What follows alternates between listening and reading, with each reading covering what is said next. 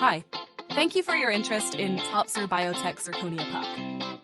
Regarding 3D Pro Multilayer and ST Plus Multilayer, here, let me show the difference between each other.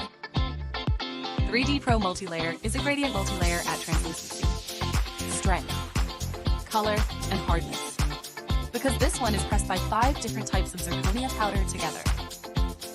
The strength from the bottom to the incisal is 1,200 megapascals to 690 megapascals. And translucency from the bottom to the incisal is 43% to 49%. Color is also dark to light.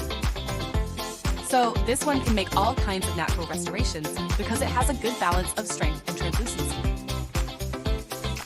ST Plus Multilayer is a normal multilayer that is radiant at colors. The strength and translucency are the same 1,000 megapascals and 47% without gradient. The only gradient is its colors, from dark at the bottom to lighter at the incisal. So this one is color gradient. It can make good results at full arch and single crown if you want. Hope you can understand this information, and it will be helpful for your choice. See you next time.